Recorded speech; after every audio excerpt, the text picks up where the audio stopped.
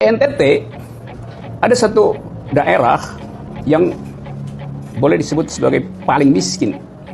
IQ nasional kita akan tergerogoti oleh tradisi di NTT. Kalau tidak tahu apa-apa soal tradisi tersebut, mending jangan banyak bacot. Di sosmed kami, NTT, Maluku, Papua sering sekali dihina daerah miskin. Dan itu kemungkinan besar ajaran dari Anda.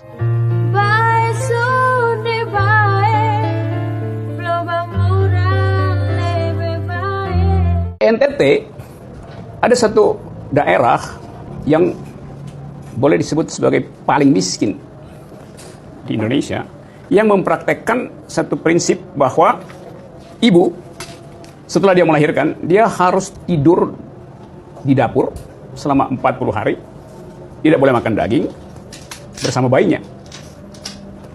Lalu kita mulai berpikir, kalau wisdom semacam itu tidak dipersoalkan oleh kebijakan publik, maka kita bisa bikin proyeksi cepat-cepat bahwa dalam 1 dekade ke depan IQ nasional kita akan tergerogoti oleh jumlah anak yang kekurangan oksigen, kekurangan zat besi yang disuplai oleh sebuah tradisi di NTT. Jadi dengan kata lain, IQ nasional akan defisit 0,0 sekian poin hanya karena ada semacam local wisdom yang sebetulnya berbahaya bagi pertumbuhan manusia itu. Untuk Pak Rocky Gerung, beta pemuda dari NTT, jujur, sebenarnya beta senang kalau ada yang membahas kasus tersebut. Cuman kalau yang membahas adalah oposisi seperti Anda, yang ada beta jadi ragu.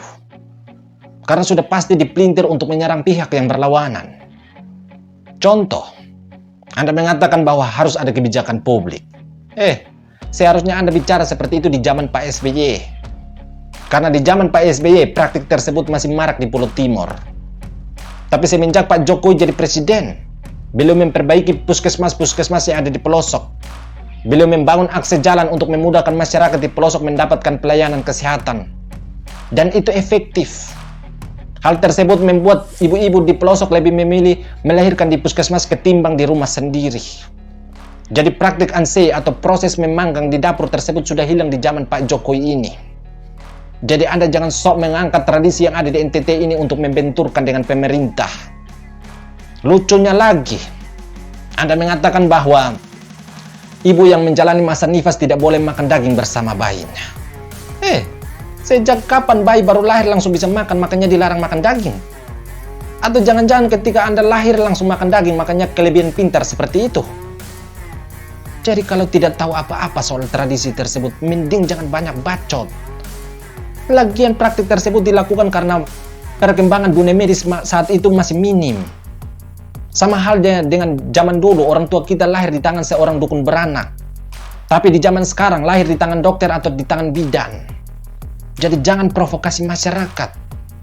Karena banyak masyarakat NTT yang tidak terima dengan pernyataan Anda tersebut.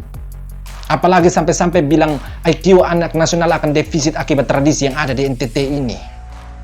Supaya Anda tahu Pak Rocky Gerung, NTT ini sudah melahirkan putra-putri bangsa yang mengharumkan nama Indonesia. Lalu Anda yang katanya pintar sudah buat apa untuk bangsa ini? Jadi omong itu sadar diri. Daripada Anda pusing pikir tradisi yang sudah hilang di telan berkembangnya iptek, mending Anda pikir bagaimana caranya berantas paham-paham radikal yang saat ini sedang menggerogoti IQ anak nasional. Dan menurut beta, bukan hanya paham radikal saja yang harus diberantas, tapi juga berantas pemahaman dangkal Anda yang suka mendungu-dungukan orang dan suka membodohi anak bangsa untuk merendahkan daerah lain. Undang-Undang Dasar kita 1945 pada alinea keempat memerintahkan agar mencerdaskan bangsa, bukan membodohkan anak bangsa. Pulau Timur yang Anda bilang miskin tersebut penghasil sapi terbesar di Indonesia. Jadi kemungkinan besar daging sapi yang sering Anda makan untuk membuat Anda menjadi cerdas itu dari NTT yang Anda bilang miskin ini. Di sosmed kami, NTT, Maluku, Papua sering sekali dihina daerah miskin. Dan itu kemungkinan besar ajaran dari Anda. Kami akui bahwa daerah kami miskin. Tapi pernahkah kalian melihat kami mengemis? Meskipun kami cuma makan jagung titis, sagu, dan papeda, tapi pernahkah kalian melihat kami minta-minta di jalan? Kami tinggal di daerah kaya, meskipun di data miskin kami terima. Tapi itu bukan bahan lelucon untuk kalian merendahkan kami. Itu sama saja dengan mulut kalian merendahkan otak kalian yang berpikir sempit padahal dari tubuh yang sama.